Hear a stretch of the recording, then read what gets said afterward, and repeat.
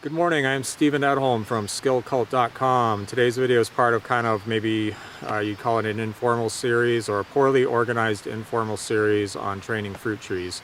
My goal is to foster a better understanding so that when people are training the fruit trees, they understand their goals better and have maybe some better tools to get there. Now this video will probably make more sense if you've seen some of my other videos in this cluster of videos. There's a playlist called something like Smart Fruit Tree Training or something like that. So you might want to watch those first or go watch them after to understand what I'm talking about maybe just a little bit better. And what we're doing today is we're going to walk around and look at my fruit trees that are already established and see what lessons we can learn from those in terms of like the timeline and how they developed, what I did, how that fostered the results that I wanted or didn't. We get to look at real life examples, how they function, and what to do and not to do. Okay, we're going to start here at Franken tree. Franken tree was an apple tree rootstock sucker. The previous owner had planted an apple tree, the top died, and a sucker came up from the roots and grew into a tree. When I got here it was probably 5 or 6 inches in diameter. It had never been trained at all, so it was crowded. There was limbs sticking out all which ways, crowded together, too many on a side, all this kind of stuff that I don't want, that I would try to prevent from happening by training a tree correctly in the first place. Unfortunately, some of those limbs were up to maybe 3 inches in diameter already, and I had to take the top down, so I made a big cut there. I cut a couple of good sized limbs off in the range of like 1.5 to 2.5, maybe even 3 inches in diameter. And that's always bad. If you can help doing that, just don't do it. In this case, I had to do this like remedial training to get the tree into a form that was going to work. Otherwise, it was just going to be way too crowded. And of course, the reason you don't want to make big cuts is because it wounds the tree and can allow infection to enter the tree. Case in point, probably the largest cut I made on this tree, within a couple years, I saw little mushrooms growing out of it, like little shelf fungus. So it definitely makes a difference. What do fungus eat? They're eating the wood. There is rotten wood inside that tree, and that's going to eventually shorten the life of the tree. But in this case, it was sort of do or die, it just had to be done. Now you'll notice that this tree is very crowded.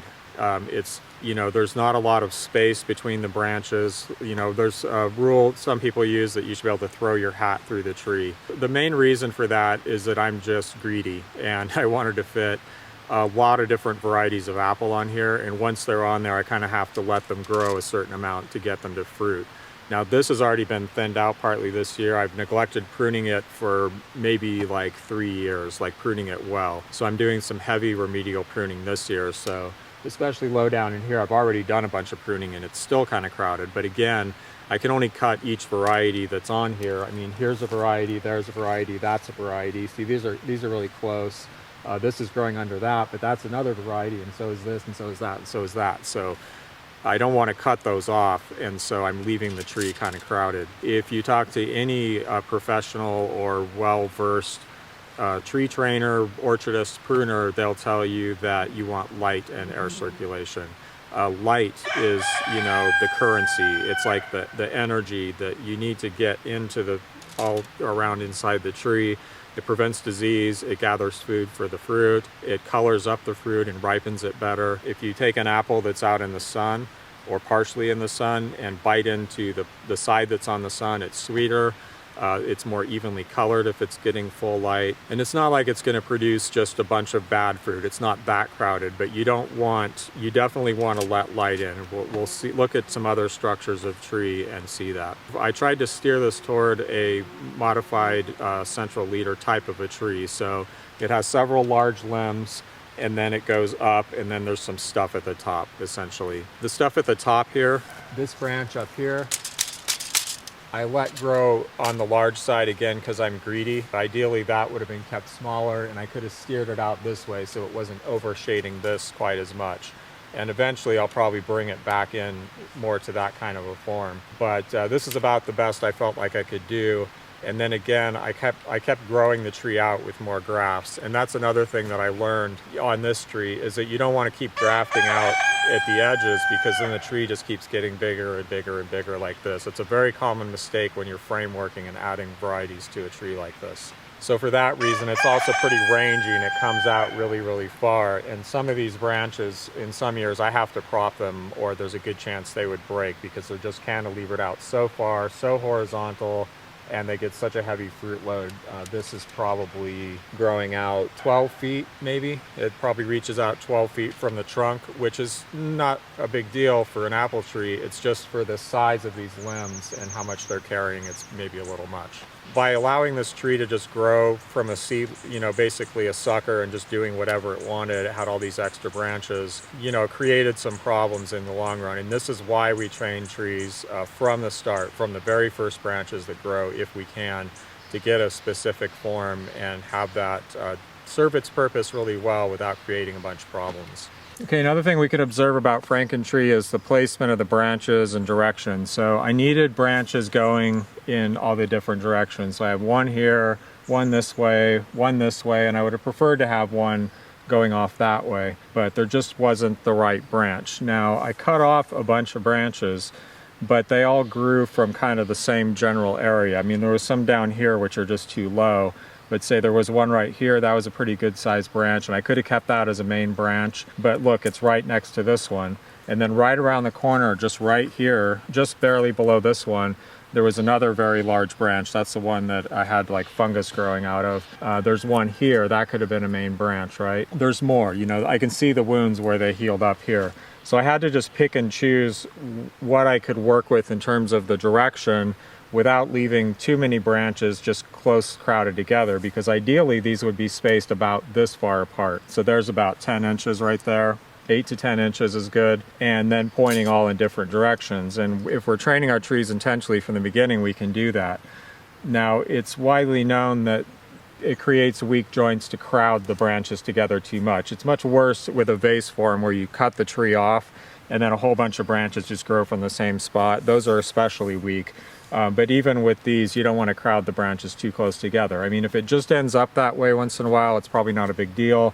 But the more of it you have going on, the worse. So if you have something like this, and then another huge branch right on the other side, that's basically not ideal. So if I had got what I wanted out of this tree, I would have had, this branch, maybe a branch down here, or one just slightly up here, and then another one on the backside going that way. 3 is fine too, though. And 3 well-spaced branches can fill in the space. On this one, for instance, I have this branch coming out, and then that one, and then we're going this way, but I don't really have anything going that way.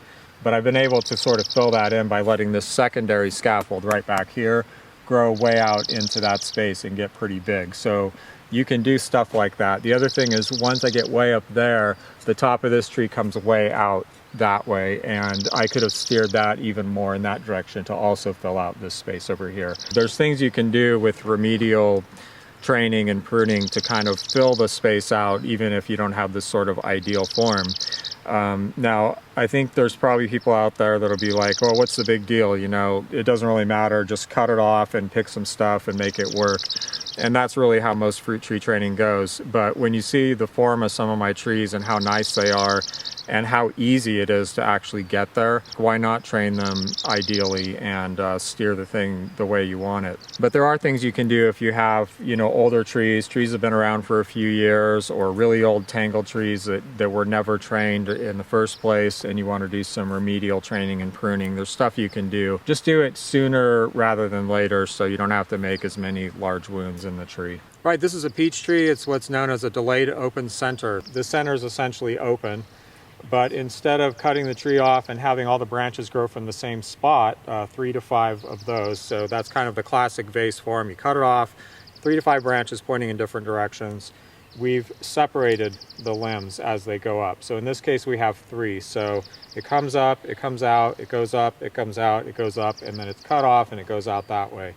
And for most people, I think about 4 is a good number for this. Now you can see in this one, I have only 3, and this space over here might be a little empty, except that I grew this secondary scaffold out to the point where it's really more like a fork, and it's just as big as this scaffold over here. Now this form is pretty commonly recommended by universities and extension agents and stuff like that, but the way they tell you to prune it, which is just to cut the whip off or the first year tree off, it doesn't really foster this type of a tree form, or it takes a really long time to get there. Again, watch my videos on training to see how you might get there a little bit faster. So these forms are most commonly used for stone fruits like plums, peaches, nectarines, etc. and it gives you the same effect as the open center vase tree, but with a stronger branch structure. As the tree grows out and kind of gets larger, some of this stuff can tend to get kind of crowded, so you can start taking this stuff out here. But usually you'll be cutting in wood that's less than 1 inch in diameter when you do that, and it works out fine. So now this form is used mostly on stone fruits by most people. It's also used on apples though. Traditionally it's been used in apple orchards a lot actually, but things like peaches, plums, nectarines, that sort of thing. And it gives us the same benefits as the open center vase form, where there's a lot of like air and light in here and you can get sun down into the fruit. I don't use it a ton because here we get sunburn really bad with the hot sun. Will shine down and hit these branch surfaces, so it's kind of nice to have some stuff in the middle, and you can see that I sort of been leaving some stuff growing into the middle for that reason. But it's a great, easy to maintain form, and it gives us all the benefits of the open center tree, except that it's a stronger branch structure. Now view how this goes, where see how thick it is down here, like we have the main stem, and then right away, right after this branch, it gets much skinnier, because this is like, think of this as like a highway, and it's pulling part of the traffic, which is the, you know, the nutrients and the resources of the tree, the water and all that. It's pulling a bunch of it out, and there's only so much left. So now this trunk here from that point is much smaller, and then as soon as we go past that branch, which is pulling off even more, it goes down in size again. And this helps kind of control the tree from growing upward. Instead of growing up, it's like we have, these are like 3 different trunks, and they're all competing for those resources, and it keeps all of them a little bit lower and easier to maintain and reach and all of that stuff. Now this spacing here is pretty ideal, where I have about, looks like 8 or 10 inches, 9 inches between these branches. And if it just doesn't work out and you end up with branches closer together, that's okay. And, you know, don't feel like you have to cut off an amazing branch because it's only, you know, 4 or 5 inches from this one. But if you're going for an intentional thing, and especially if the tree's going to get really big, you know, space those things out a little bit more, like 8 to 10 inches. Okay, here's another almond tree. It's growing real slow because it's way up here on this dry, stony hillside, very poor soil, gets no water or really much of anything else, but the form is set up really nice. It's got the 1, 2, 3, 4 different directions, and then the top I can easily size control by coming up here literally every few years and just kind of cutting that off. This angle here is a little bit tight. You can see it's pretty sharp. That should be 45 degrees or wider. I may have just neglected to get up here and train it in time. You know, it's way up here on the hill. But other than that, this is a great form. Now I want you to look in this shot, like over here, there's a big tree that's like a big pyramid, and then there's another small one right there in the meadow that's a bay tree. So that's a tan oak and a bay tree. A lot of trees, like a lot of species, will tend to grow that big pyramid shape if they're left to their own devices. It's a pretty efficient shape. It allows the tree to grow branches close to the ground and spread out really far, and then it's got like these big solar panels just gathering tons and tons of light on the outside. And that's a common form for fruit trees. Some kinds of fruit trees, especially ones that like to grow up like pears, but it's also commonly used for apples. But for homeowners, it's not usually a very good system. If you have really dwarf trees, it's an okay system, or you can do like modifications of it. For most homeowners, they just get really tall and they're harder to maintain. They're just not as nice as like a low spreading orchard tree that most people think of when they think of like an apple orchard or something like that. Yeah, I just wanted to point that out in the way in which this differs. Okay, so if I let that tree grow, or I let any tree grow that wants to be a pyramid, it's going to grow a lot of branches. They're going to tend to grow out because the top of the tree is going to send messages down. It's going to tell all this stuff to grow outward and just be a branch. And it's like, don't try to be king of the hill. I'm king of the hill. I'm on top, I'm in control, you guys grow out and make fruit and branches and spread this way. And it's going to grow a whole bunch of those. It's going to grow like many more branches than this has. They're small, they're going to be crowded together, they're going to be coming out of the stem at the same places and stuff like that. Okay, so years down the road, when those start to get really big, you're going to be like, whoa, my tree's too crowded, right? So I have to cut some of these out. And then you go in and you start making cuts on the trunk. And in the 1920s Apple framework study, they found that this was a major cause of tree death eventually is that people were growing these central leader trees, and then they were coming in later and making all these big cuts, and it was letting rot into the tree. So what we've done here is instead of doing that, we've taken off most of this other stuff, and we've guided all that growth into making bigger limbs. So instead of having a bunch of really small limbs, we're going to make some bigger limbs. And again, these are only not big because this tree is so stunted by being in the stony, dry soil. That's one thing we've done. The other thing we've done is we've made these pretty big, and we've allowed them to grow partially upward. It sees like these as different trunks almost. You could think of it almost as a separate tree. And because we've done all that, we have the resources coming up, we've diverted a bunch here, then here, then here, then here. The top's only going to grow so much, and it becomes easy to control. And it's also less dominant because we've created an effect called co-dominance, where all of these are sort of sharing. They're all trying to be dominant, and they're all pulling a lot of resource. So that's the difference between a central leader and modified central leader. So this is a sweet cherry tree, and sweet cherries are the thing I've had the most trouble getting to grow as a modified central leader and delayed open center.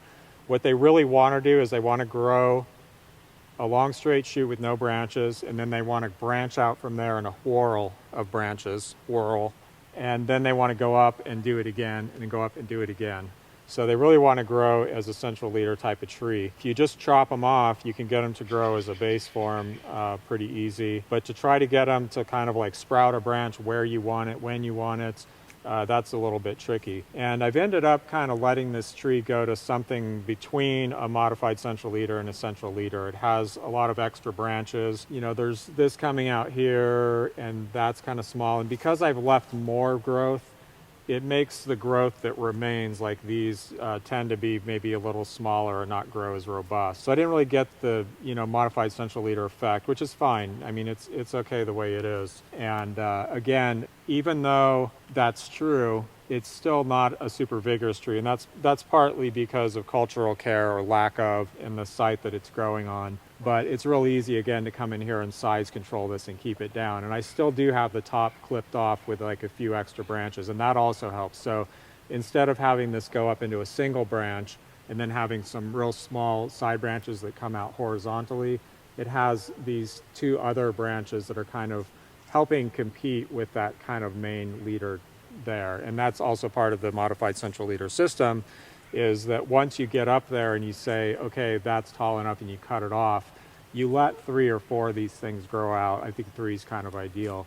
And then those share what's left in this stem that, didn't get siphoned off by these other big branches. And that they become easier to control as well because they're growing less. Whereas if you had it all going into one thing, it would tend to kind of keep wanting to go up and up. And again, we're having co-dominance between these 3 top little centerpiece things.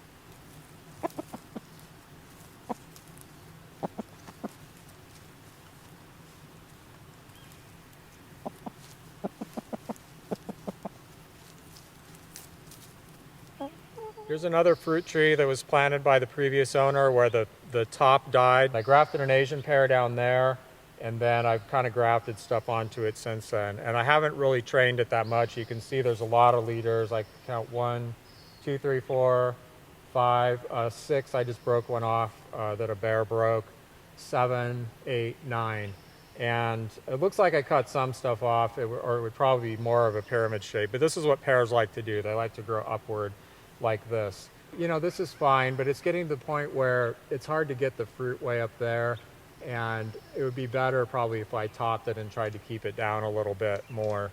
And, it could have definitely been trained to more of a modified central leader. So what I would have done in order to do that is take off more of these branches. I'd let only 3 or 4 main branches grow and then top it lower, like maybe right there, depending on how far these are. Usually you want to top a modified central leader within I usually do it within 2 feet of the last main scaffold branch. So where that comes off, go up about 18 to 20 inches, usually 24 even, chop that off. But this is closer to a natural tree form, especially for a pear, which likes to grow as kind of an upright pyramid shape. So here we have a walnut tree, and it's poorly trained. It basically has way too many branches. It's really not trained. I don't know what I was thinking or not thinking or whatever. It just apparently I just let it grow. But I want to get this down to 3 or 4 scaffolds. If I had done that in the first place, all those scaffolds would be larger than they are now and more well developed, and yeah, I wouldn't have to make all these cuts. So we're going to actually prune this one right now.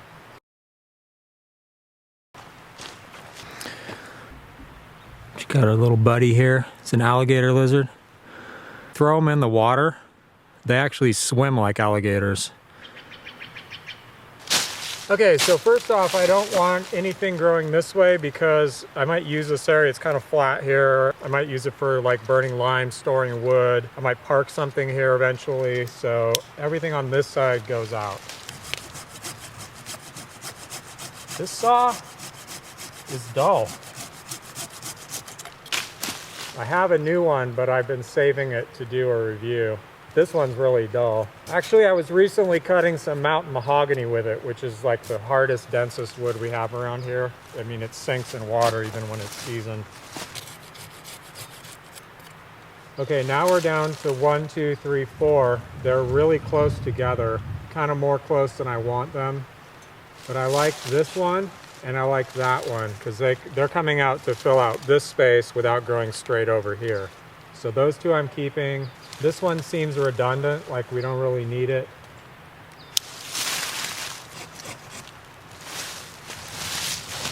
So this one out here will serve as our 4th. But yeah, see how I got all these kind of crowded together weird.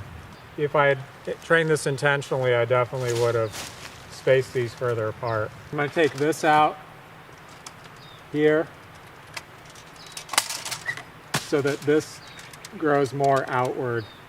I could definitely also do that with this one, cut it off here so it kind of grows outward, but I don't want it to grow that way. I want it to grow this way, and I can also just weight it down. So if I tie this down for 1 year, it will stay that way, or I could put some heavy weights on it.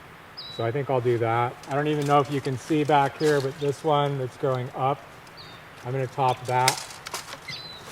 Same thing here. I want this tree to spread out. So even though I'm kind of setting my production back a little bit. And then I kind of don't like this one. I want it to go up and then branch out further up there.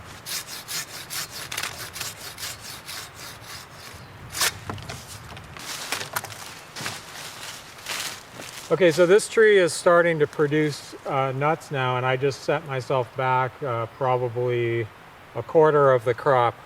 I just cut off just now because I neglected to prune and train this tree right in the first place, and I also didn't get exactly the form I want. I would much prefer that this branch was right here.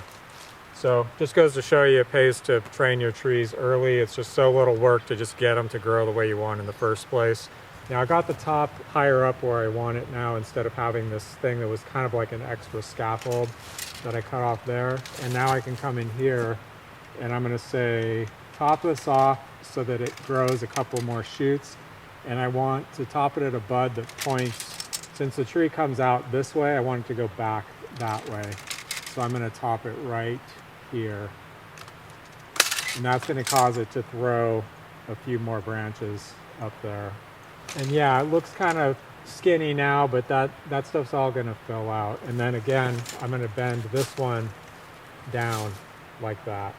Yeah, and with this one, I'm going to cut this off, even though that branch points out that way, and I'd rather it pointed that way. It's going to grow, and I can probably get something to go out like that. All this stuff's going to grow more this year because there's fewer growing points on the tree. The more growing points a tree gets, the less each of those growing points grows. A tree gets what is commonly referred to as decadent, which means that it's just supporting too much growth. There's too many growing points. If you want the tree, kind of refresh the tree and get it to grow, you can go in and take out a bunch of the growing points, and then it puts the energy, instead of growing a ton of shoots that are 3 inches long, it grows fewer shoots that are maybe 6 inches or a foot long or something like that. But I'm much happier with that tree now, the way it is. Here's a seedling peach tree that grew up from a compost pile, and I've already done a bunch of hacking back. I mean, it had branches all down here that I took off. Let's say I had this growing and I wanted to turn it into a permanent tree. First, I'm going to cut this off. I'm not going to do all this right now because I just want as many of these flowers to go and maybe produce some fruit this year so I can see if this is any good. It probably won't be. It was just like a peach, probably from the grocery store. And generally grocery store peaches are pretty terrible because they're bred for looking good and getting to the store, not for flavor or pretty much anything good that we want out of a peach. So I think otherwise I'm going to keep this, probably cut this off or cut it short, maybe weight this down, and then I'm definitely going to keep that one. We could keep this one, clip this off right here and kind of like even bend this down to make it grow and fill this space. So that's like one this way, one that way, one that way. Definitely cut it here, and that will make this grow more vigorously and it'll get bigger and become the last main scaffold, and then possibly keep this one right here. So this one would come out.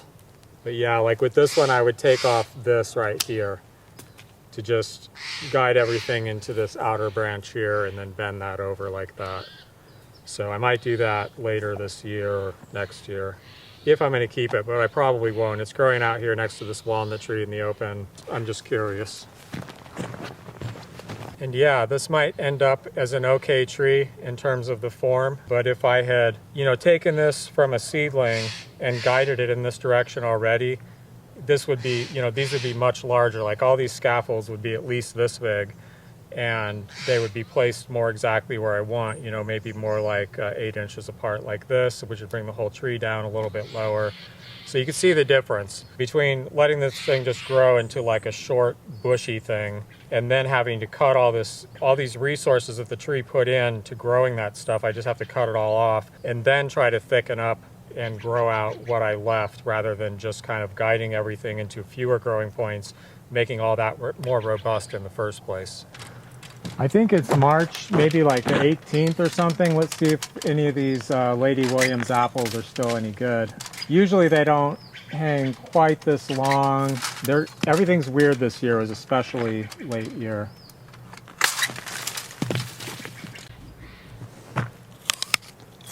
Still crunchy. Pretty good.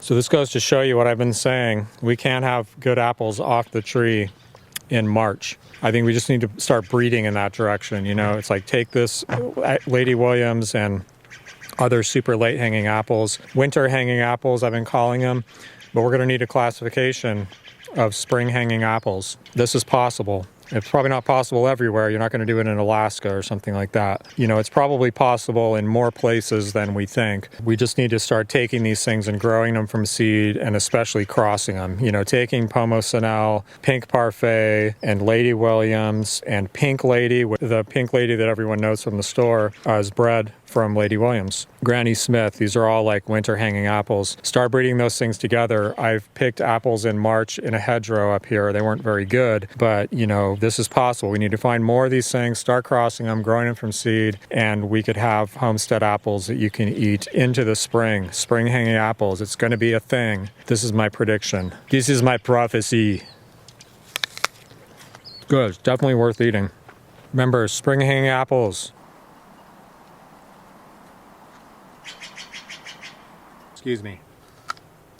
Excuse me while I eat this apple fresh off the tree in March.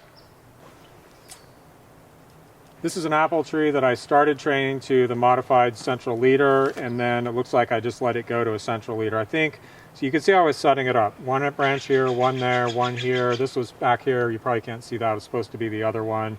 I could still probably make that grow. Anyway, I think from here I was let's just let it go and see what happens. So I let all this extra growth off. Now notice that none of the shoots are very big. None of the branches are very big. The biggest ones are the ones I set up first to grow as a modified central leader, around which there isn't much competition. There's just a couple little twigs and then this, and from here there's more, and then these branches tend to be smaller. One good thing about this is you can get a lot of fruit early in the life of the tree because all this stuff on the trunk can, start producing fruit pretty fast. Doing a modified central leader, if you do it right, it doesn't set you back that much because you're just, eliminating some of this fruit that would form maybe 1 year earlier on the trunk. But by the second year, you're already starting to form that stuff out here. That also depends on the tree. This is a dwarf tree. It's never going to really get any bigger than this, and it's very precocious. So this is a good opportunity to talk about the fact that there's lots of different ways to train trees. And I'm not saying that these are the best ways to train trees. I like the modified central leader and delayed open center for healthy, long-lived trees with a strong framework that achieve the other goals of a fruit tree, like having, good light exposure and stuff like that. I really like them. I've been super happy with them. I've seen conversations though where people are kind of like, why would you ever grow a standard sized tree or just kind of this modern mindset of like these high intensity trees that bear really early in their life. They bear a lot of fruit. They bear hard quality fruit. They're really easy to train and deal with because you can reach everything, like these little high performance trees. And the answer is that they're short lived and they're not real trees. I mean, some people still like real trees. An orchard of full-size trees is not going to be as productive as a closely spaced, highly, intensive, carefully pruned, dwarf tree system that can produce more fruit per acre. But, there's other reasons to have full-size trees. Those are not going to be here in 30 or 40 or 50 or 80 or 100 years. Those trees are going to be gone because they're just these high-performing, short-lived guys. So anyway, there's lots of different ways to do this. There's a bunch of systems for growing small trees with super high productivity, and you can look into all that. So anyway, I let this grow as a central leader, and you can see it's kind of becoming crowded, and it's time to maybe start thinning some of these out. This tree produces a lot of fruit now. The amount of fruiting wood on it and the amount of fruit buds is not a problem anymore. There's plenty of that. If anything, like in a good year, there's way too much and you have to thin it way out. So now I'm going to come in here and start to thin some of this stuff out. Like this crosses over, we'll just take that out. And as the years go by, I'm going to start taking some more of this stuff out. This is a good example of a central leader tree. But as you can see, I keep topping it, trying to keep it low so that pretty much I don't ever have to use a ladder. And this is an interstem tree, so it has 3 parts. It has a full-size root system, and then it has a piece of stem that's from a dwarf tree grafted on, and then the variety that I want is grafted on top of that, and that actually produces the fruit. So the root system is big, like a full-size tree. Not quite, but that's the idea. And then the dwarf interstem keeps the top low. It chokes the tree down and keeps the top small like a dwarf tree. It's a pretty cool system. I have a full series of videos on that, like three videos on how to do that. Here's a Wixon apple. This got broken off by a bear here, just snapped the whole tree off, so I had to just cut it to a stump, graft something new on it, and I just let it grow back. I don't think I've done a single thing to this. This shows how a tree wants to grow as a central leader tree. Wixon already tends to be a vigorous, upright grower. It tends to have these kind of strong, upright branch angles. And it also tends to grow long sections of bare stem. But I think since there's zero competition and this was just a single shoot, it grew out a lot of branches because it just had a lot of energy. If you could see this one back here where I left some of the lower branches of the previous Wixon tree on here, this one didn't grow nearly as many side breaks. Like it didn't really want to grow branches, and it did this thing where it grows bare stem. So if I come in here, year number 1, when this was, this high probably, it looks like, yeah, this was the first year growth from here to here. And I could, select, take off most of the buds, leave groups of 3 buds, notch each bud that I wanted to grow into a scaffold. I would probably have a perfect 4 scaffold, delayed open center, modified central leader tree right here. Now again, imagine this tree 20 years down the road, 10, 15, 20 years. If it was a full-size tree, which it's not going to grow really big. And then these branches are getting bigger and bigger and bigger. And how many can you afford to keep that are going to go out and like fill in this space? So you're going to be cutting out all these branches.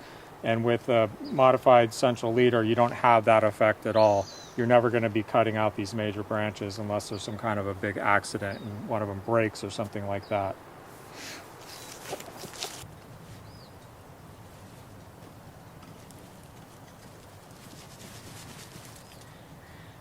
Okay, we're going to look at two more trees. This is an apple tree that really demonstrates the kind of umbrella effect that you can get with a modified central leader.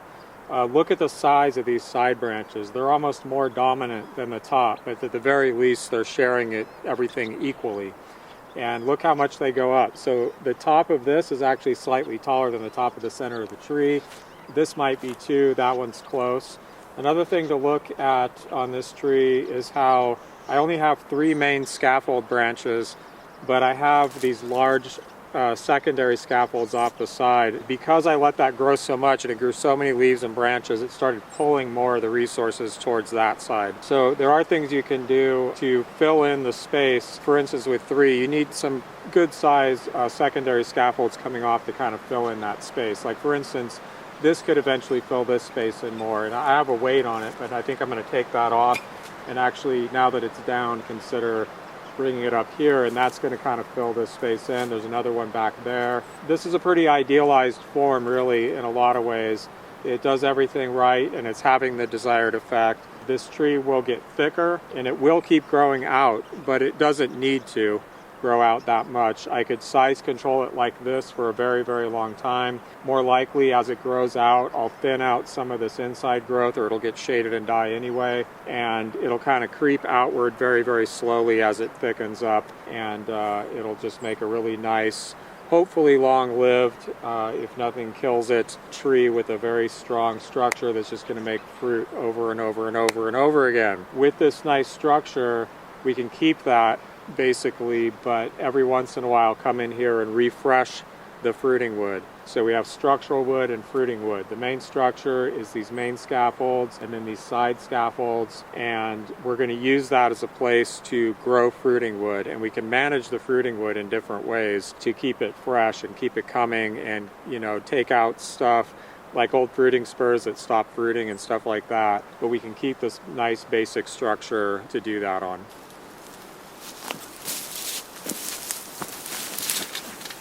Here's a pear tree that has been neglected for a long time. I basically started training it to a modified central leader, and then I don't know what happened. I guess I just neglected it or something, but it's just kind of gone crazy. It has some, main scaffold limbs down here that I started to develop.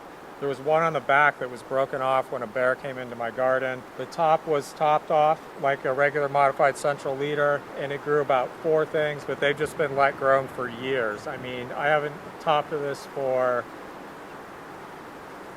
maybe 5 years. But even so, I think I could bring this down pretty easy, and the cuts I would have to make would be in less than 1 inch wood, like 3/4 of an inch, which is just not a big deal. So it would be actually pretty easy to bring this back down into modified central leader. There's not going to be a good branch off the back where it was broken off, but I could potentially take some branches off of this and grow them into that space. Same with this one here. I don't know if you can see this, but there's a major secondary scaffold back here that I could grow out and fill this space with, and potentially one of these up in here.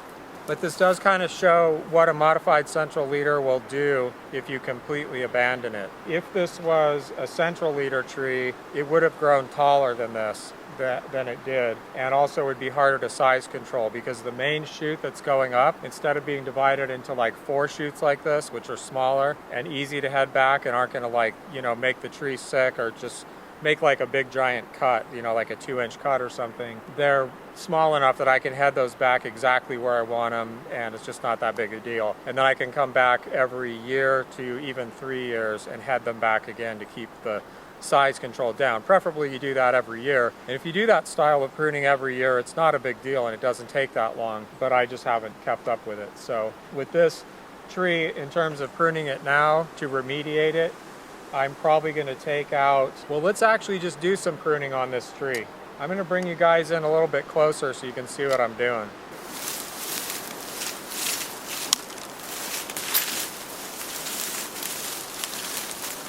Unfortunately, I busted off this branch that I was thinking about growing out this way, but that's okay, because there's a second, well, we'll get back to that when you can see it better, because I'm going to thin all this out. So first of all, I'm going to take stuff that's growing to the inside of the tree and definitely crowding everything out, and I'm going to get rid of that.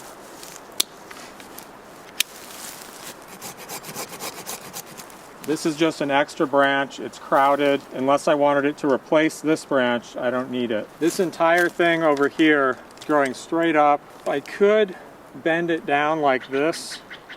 Yeah, you know, I kind of like that. I think this could be the branch that goes and fills that space right there. So let's keep this one just because it makes fruit. No, let's take it off because that'll put more energy into helping this fill in the space over here. I'm going to need to take this and I'll probably kind of work on it to limber it up in this area and get a nice bend right here so I don't just, you know, tear it. And then maybe stake it into place with a stake and a rope. If it grows like that for one season, it's not going anywhere. It's going to stay right there. So that will give me something to replace the branch that broke off and fill in this whole area back here. Because we're thinking about real estate and filling in the real estate just enough that we're taking advantage of that space to grow fruit, but not so crowded that we don't get the light that we need in there. This one comes out on the inside and it goes that way. I could just cut it off short and leave this spur to produce fruit. And I think it's just going to keep growing up. So I'm going to take that out. When I bend this out, I have the same problem here, but this one I'm going to leave. I hope you guys can see this stuff. Sorry if you can't.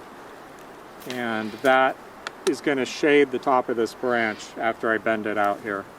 But the same with this one. I'd just like to get this tree spread out a little bit more, and it's really not that hard. Again, one stake here with a rope, one stake there with a rope, and that whole side's done. And then I just want to thin out some of this growth. So we're going to imagine that this is tied down like this. Shorten that, shorten this, it's interfering.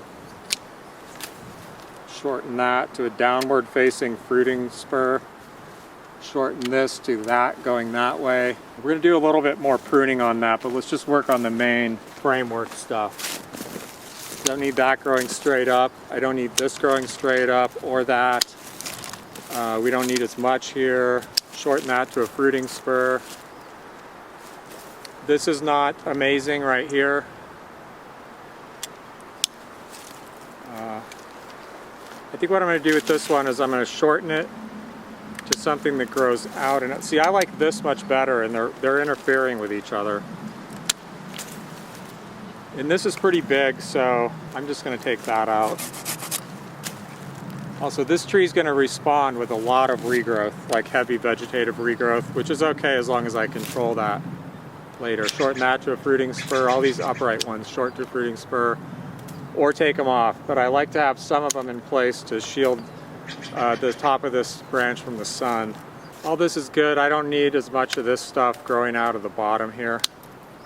Take some of that off, shorten it a little bit.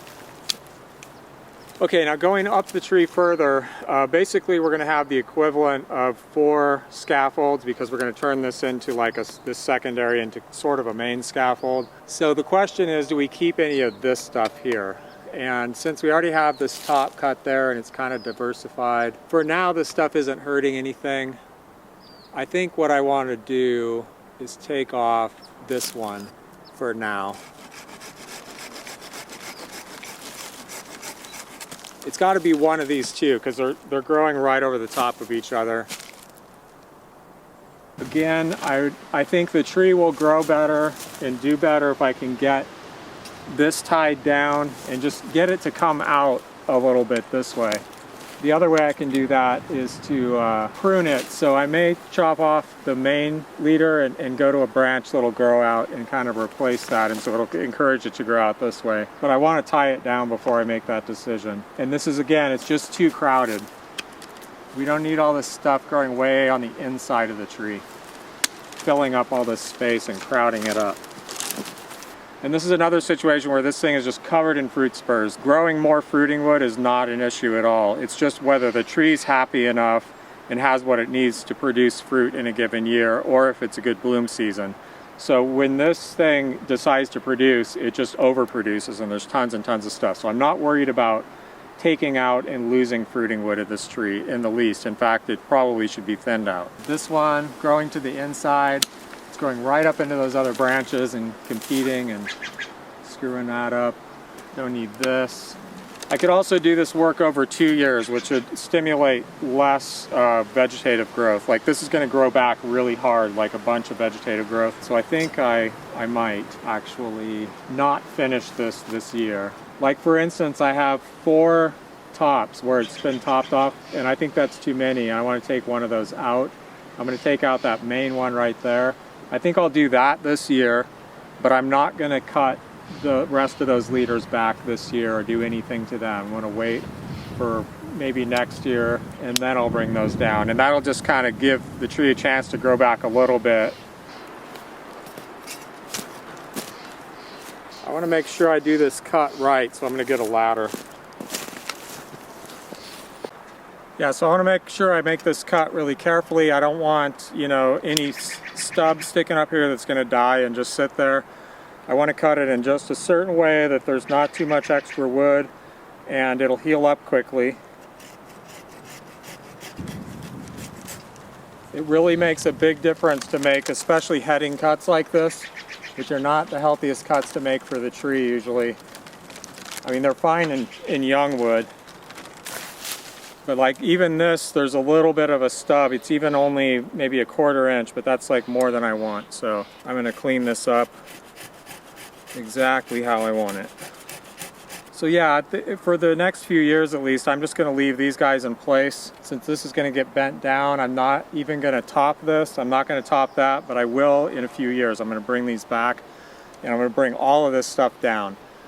But I'm going to wait, because this is enough heavy pruning for this year. It's not going to hurt the tree. The tree's not going to die or anything like that. It's just a matter of, it's just going to grow back super vigorous, and then I'm going to have to control all of that new vigorous growth. And so I'm just going to kind of spread that out over 2 or 3 years. This tree has plenty of potential to be nice. There's a big wound over here where, you know, this branch got ripped off the side. You know, there's a good chance that's going to eventually cause some fungal rot in there, but nothing I can do about it. Otherwise, this tree has lots of potential to be still a really nice form. Things I wish I'd done better are train these out at more of an angle instead of letting them come out at the right angle and then go straight up like the way they did. Of course, keeping up with the maintenance, but other than that, it's a good tree.